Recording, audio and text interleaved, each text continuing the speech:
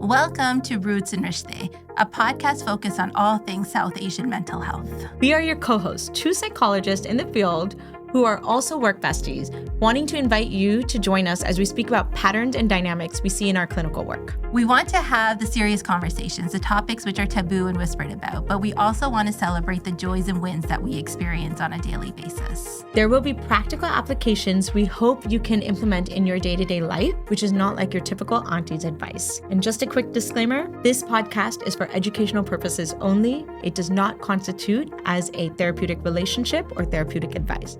Should you want to work with us, please reach out. Today, we are going to talk about career pressure and mental burnout in the South Asian community. Hi, Ambreen. Hi, Simrat. How are you? I'm good. How are you? Good. So let me ask you a question. When you think of careers in South Asian communities, think of your own upbringing, what comes to mind?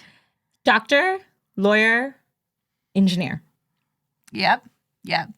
Doctor, lawyer, engineer. Those three. I also started this pathway when I was quite young, like when I was like 5 years old. Okay. I had to be, I was star of the week. And they asked me when I was 5 years old, for my star of the week, what would you like to be when you grow up? A doctor.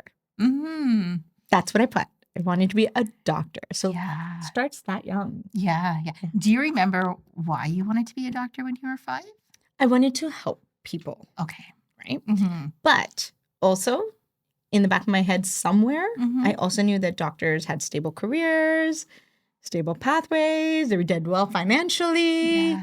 you know? So while those weren't like the forefront of why I wanted to be a doctor, they were there. And the perception around engineer, lawyer, Yeah. also the same. It's a good thing to do, the right thing to do. Yeah. In some families, the only option, right? If there's not a willingness to have some flexibility or understanding, it's kind of like this or nothing kind of idea. Yeah, and nothing's not acceptable, so it's this. Yeah. Yeah. Exactly. So I guess where did this leave us with some of the other career pathways, right? Like what if somebody wanted to pursue the arts or finance or something else altogether? Yeah. I think that's a struggle, right? I imagine you see this in your clinical work as well, but it can be such an interesting sort of time to navigate. I'm saying interesting, but I also mean very challenging and very, for some people, very distressing, very stress provoking. Particularly if we're thinking of like, university age students, maybe like third year university, when you're really kind of thinking of what comes next, or even high school going into university, when you're really starting to consider career options, you're having conversations with your family or your family's having conversations with you about what's expected. Like it can be an incredibly challenging sort of time to navigate. Right. And you're just trying to figure things out, right? Yeah. Like I often talk about this, like we are under so much pressure to pick our careers and the pathways of our careers, but from such a young age, like, sure, we know a lot at like 17, 18, 19, but do we know enough to really make a decision about what career we're going to be in for the rest of our lives? Yeah. Right? No, it's true. And sometimes there is that expectation that you figure it out that early. And if you change during university, or if you change your mind, or if you change a major, or, God forbid, you change like your entire career path, it's a thing. Like it is a stress-provoking thing for the family unit. It can be something that's very misunderstood. It can be something that is perceived almost as a failure, or like you're lost or you don't know what you're doing. Yeah. So on that note, that was a little bit of a personal story for me, right? Okay. Because I did want to be a doctor from the age of 5. So everything I've always done had been about like, okay, well, I had to go to university. I have to become a doctor. I have to do all of these things, right? And then I remember I ended up in biology in 11th grade. And it was hard. I realized I didn't have the affinity for it. I understood it, but I didn't have the affinity for it, right? Yeah. And then trying to like build the affinity for it and like the level of stress I had to put myself through, like I went through tutors, I went through like so much just chaos, just trying to like learn it. And then to still then make a decision of like, okay, I'm going to enter university as a biosci student because how can I give up on my dreams? Like that was the thing, right? Like how can you give up on your dreams? You dreamt of this. We didn't tell you to dream of this, but you dreamt of this from the age 5. Apparently it was me, myself, and everyone else that had set the expectation that from age 5, I was going to be a doctor, right? And it became the narrative. It became the narrative. Yeah. It was my narrative. It was my journey, right? So I get into university. I'm a biosci major. I hated it. Like, hated it, right? Like, it was just with a passion. Couldn't get myself to go to the classes, all of that. And I was just like, you know what? Like, I need to change this. I need to do something different, right? And I couldn't get the permission to do something different.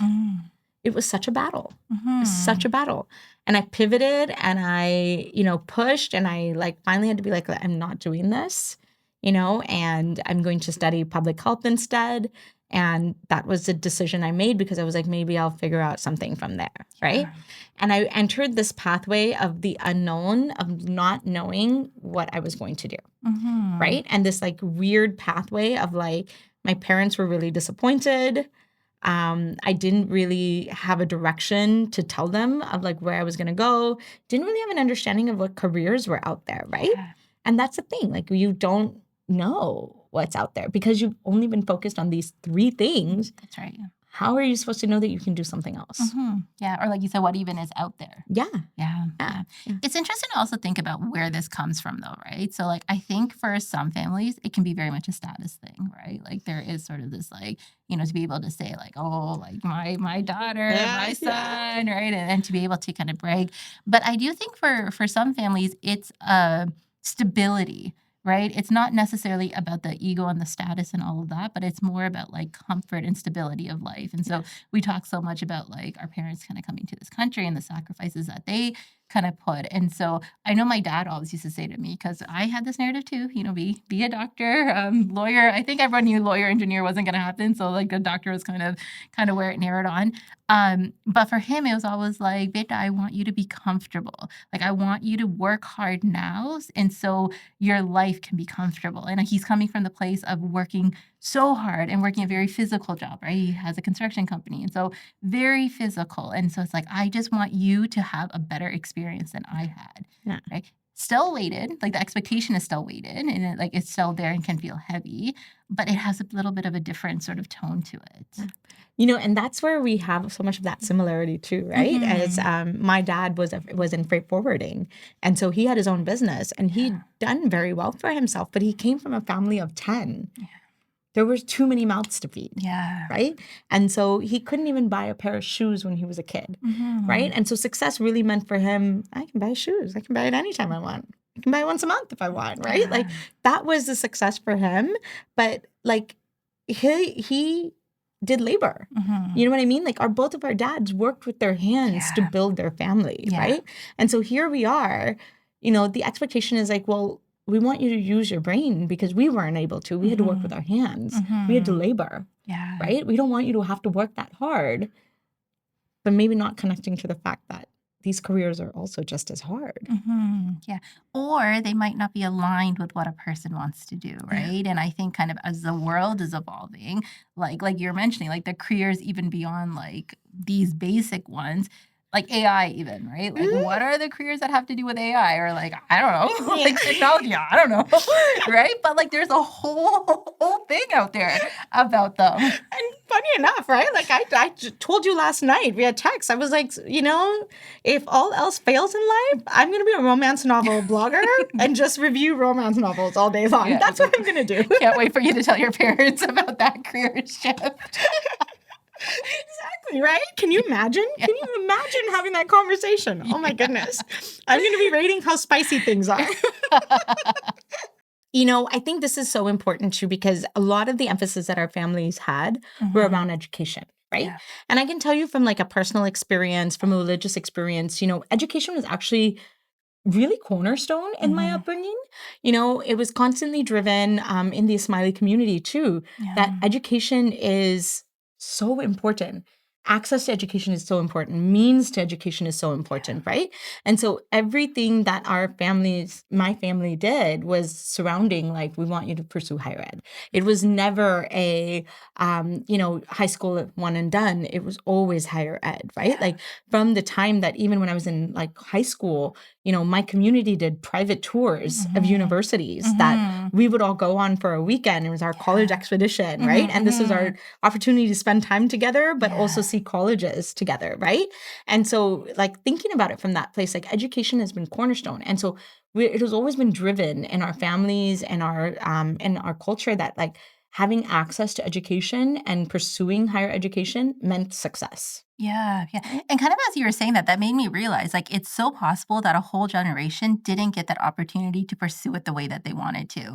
And so, like, when I hear my parents' stories from when they were younger, so many stories are about the school, so many stories, right? When we go back to the bin to visit, like, it's about this was our school. Or if we like drive past like the school in the city, like, they'll be like, this was like Yeah. so much of their life was about the school. But then if I think about the ages they were when they came here, right? Like, they were in their 20s, young 20s. And so, that idea of like going to university and doing all of that just wasn't possible for them. Right. And so once again, it's kind of like we, Mm-hmm. wanted to set this life for our children, and now we want you to be able to reap the rewards of it. And to expand on that further, like my mother had Mhm. gotten accepted into Stanford University to do her master's in psychology. Oh, amazing. Right? Okay. And she had done her master's in Pakistan, but of course, like things are not reciprocated the same way. So she had gotten into Stanford and had to decline because financially it was not possible. Yeah. Right? So here they are, they're working, they're laboring, they're working so hard. But why? Because so you can have access to those resources. Yeah, yeah, yeah. Right. And so once again, like it goes back to the idea of like intention versus impact, right? Yeah. So we can understand maybe the intentions and where like these hopes and dreams for them come from. But if it's misaligned or if it's not what a person wants to do, the impact of it can be, in some cases, fairly significant. Yeah. Yeah. And so, like, just talking about that, right? Like, the pressure of this builds from such a young age. Mhm. Like, we actually talk about this constantly, right? Like, the Yeah. pressure of this builds from such a young age. And, it's constant in the sense that it's like we want to see our children excel in math and science. We want to see Mhm. our children exposed to these, activities and things like that. And, heck, we even do that now as parents, right? Mhm, Like, I'm thinking about even my own parenting, and I'm kind of going, I want to promote a love of learning, Yeah. but like that also means like I think the other intention that I've taken away from it is really trying to understand what my kids' affinity is Yeah. for, right? Yeah. Yeah. Yeah. Yeah. The full picture, right? Mhm. Not just kind of this Yeah. one Yeah. sort of area. Exactly. Yeah. And the comparison, right? The comparison. I think sometimes when we're thinking about a bigger family, like extended family, the comparison can be really challenging, particularly if older cousins, for example, have fallen into more of those traditional sort of roles of doctor, lawyer, engineer, and say that there's like younger, cousins who are wanting to navigate different fields and, but so and so is doing it and they're so successful. And I'm putting it in air quotes because we will talk about what success even really means, right? But the comparison can be really big culturally. Right. Yeah. Right. Exactly. Exactly. And I think they can also add to that societal pressure that we feel Yeah. of like, okay, like, this is what my parents are looking at as amazing or wonderful. Like, this is what gets allocates. Yeah. This is what I need to do to get allocates, right? Like it's like that validation that we seek from our families, from our parents, like wanting that from our primary caregivers to just be able to say, you're doing an amazing job at something, right? Yeah, yeah. But that can come at a cost, Yeah. right? Right. Like when we think of the cost that it could come at, like one that pops to mind is chronic anxiety. And it's chronic because it never ends, right? Or it has the potential to never end. Mm. And so it starts at a really young age, and then you got to get into the university program, and then you got to apply for these specialized schools, and you got to go through the schools, depending what school it is. You have to do licensing exams. You get a job, and then you want to get another job. You want to become the chief of staff. Like, you want to, like, it has the potential to never It just end. never ends, right? Yeah. And I think that's the other piece to it too, is sometimes also what happens is that we get to the end point Yeah. and suddenly we're like, okay, and now what? Mm-hmm. Right? Like, am I supposed to feel some magical feeling of fulfillment? Am I supposed to, now that I've done what my parents have wanted, what happens next? I'm where I'm supposed to be. I'm where, like, it's Yeah. expected for me to be. Yeah. Yeah. And that may even come from a place of like privilege too, right? And then there's other pieces of this where it's like, I'm never going to reach that expectation. Yeah. I'm never going to be someone that my parents are proud of. Mm-hmm. And what of that? Because I don't fall into one of those boxes. Yeah. Yeah.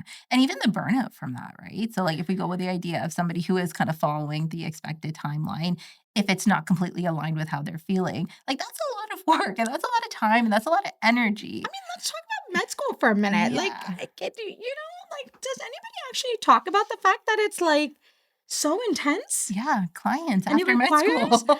requires such intensive Yeah. studying, like such intensive sacrifices, Yeah. right? Yeah, yeah. But that's only, like, the start of it, right? Yeah. Then you, like, gotta go through the whole process and the yeah. So, like, the potential for burnout can be so high.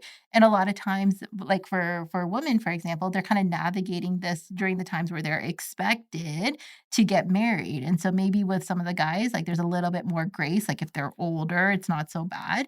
But then, like, kind of, Yeah. like Like you have to get married, you have to have kids, you have to do all yeah. these things, right? And like I follow like so many like Instagram people Mhm, as mhm. well. And like, like there was a doctor that I follow that like went through residency pregnant, right? Like Yeah. it's just like we're doing things simultaneously and all of that. And while it's great, like here for it. I'm here for us like doing, achieving amazing things and like pursuing our careers and all of this too, right? But at what cost? Like is it coming at Yeah. a cost of our burnout? Yeah. And I think the biggest thing is if you're doing it because you also want to do it and you have the intrinsic motivation and the intrinsic drive, like all the power to you, right? And like wishing you all the success. But I think what we're kind of honing in is are the people who don't necessarily want to do it or who are fighting with those expectations or the guilt of not meeting those expectations and the challenges that Yeah. that can kind of bring up. Yeah, yeah, Yeah. yeah, absolutely, absolutely.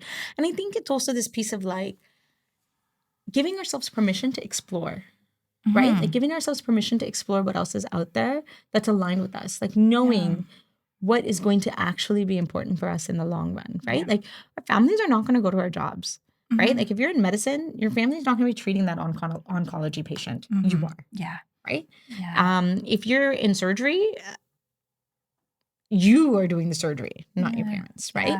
Yeah. If you are fighting a case as a lawyer, Yeah, if you're running a law firm, yeah, right? Like, you're running a yeah, business. yeah, Yeah. yeah. This is your career, not your Mhm. family's, right? Like, Yeah. and so we kind of have to balance this idea of like, what is it worth the level of like what is it worth, Yeah. right? Yeah. Yeah. And then once again, how can you have some self-compassion if you are not sort of meeting the standards, quote unquote, Yeah, right? Like, that guilt that can feel so heavy, but also how can you have some self-compassion yeah, for that process as well? right, Yeah, right, yeah. right. One thing that I think is really helping is that the space is expanding within our community, right? And so we have people like Jagmeet Singh, who was the leader of the NDP party. Mhm. We have Rupi Kaur, like such a great artist and performer, Yeah, right? Just Meet Singh, like he has like shows on TV now. He has his show, season 2 just is great. So like I think it's expanding and I think that it's becoming more visible. So like the other options, like we're talking about, yeah, that it's kind of like kids can be like, but mom, look at this person, or mom, look at that yeah, person. And they can see this person and they can see the success and they can see whether success for them has to do with status or stability or whatever it may be. They can see that in these other people. And maybe that can lead to some sort of accepting or openness, at mhm. least to conversations. Yeah, yeah, yeah. And I Yeah. think that's exactly it, right? Like it's about kind of figuring out the openness to that conversation, right? Like it's Mhm. that balancing of like self and, what the expectations are with family too. And really just kind of sitting with this piece of like, what is my personal satisfaction going to look like and how Yeah. does that impact me in the long run? Yeah. Right? Yeah. Yeah. Yeah. Yeah. Yeah. If you were to ask my parents what I do exactly, I don't know if they could give you a full answer. And I think that's okay. Right. But the conversations were there and there Yeah. was a willingness to kind of be like, okay, so this is kind of something that you want to do. Although that being said, I do remember those conversations. So I did my master's first. And after my master's, I was done, thought I was done. And I do remember those conversations of like, maybe you should just go get your PhD or like maybe you should just like take it to the doctor status. And I was so resistant to it at the idea because I was like, I don't need it. I don't need it. I don't need to do it. I don't need to do it. I ended up doing it because I don't know, maybe part of it that has to play a role with it, but also I felt like I needed it for my own competency and my Mhm. own training and my own professional growth.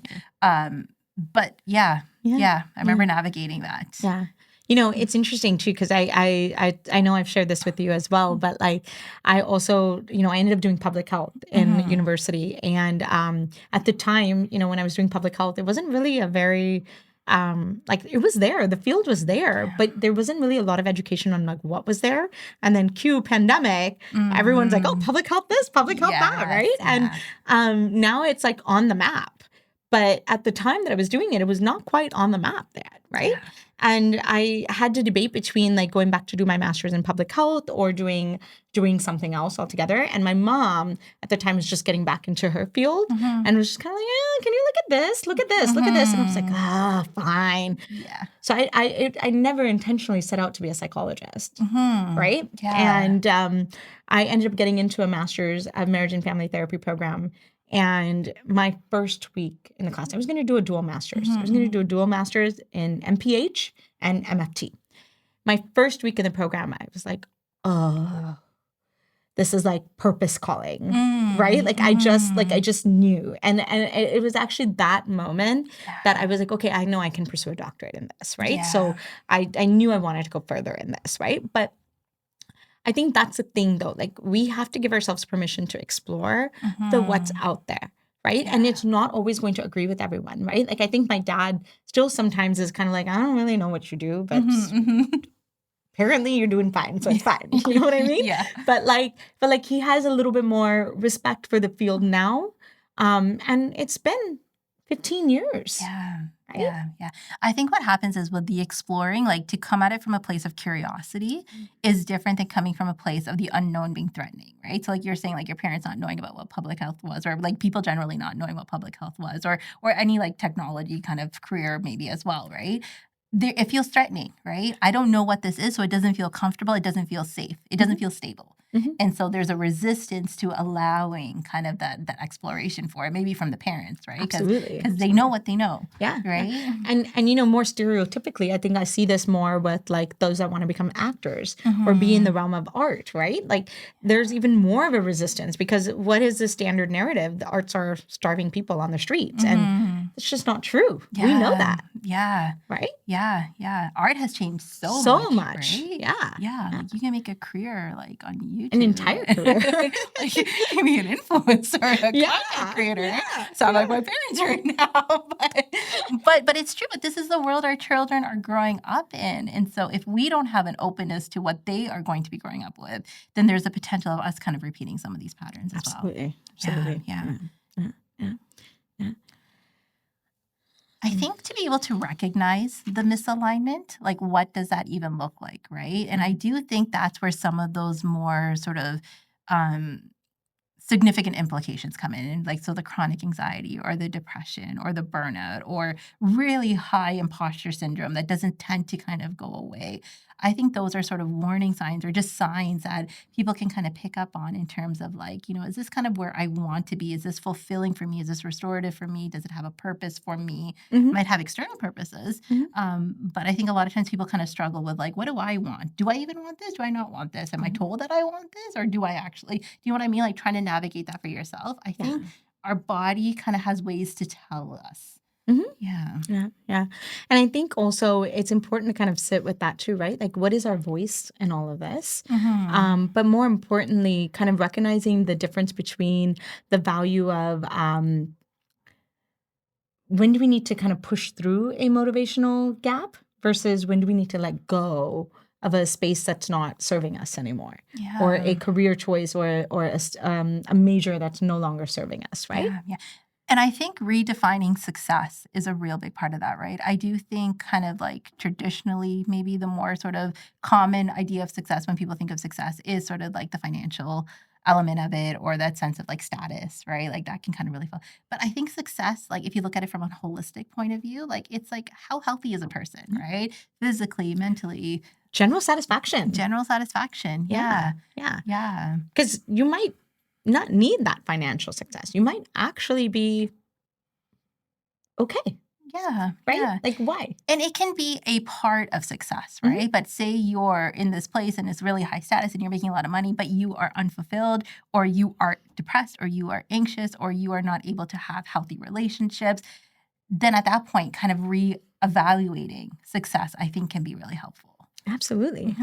Right. And like really kind of defining success where it aligns with your personal goals and values, right? Like what are your personal goals and values, right? And like, I think this is the other thing, like our parents may sometimes not know what we're doing or what might be out there and all of that.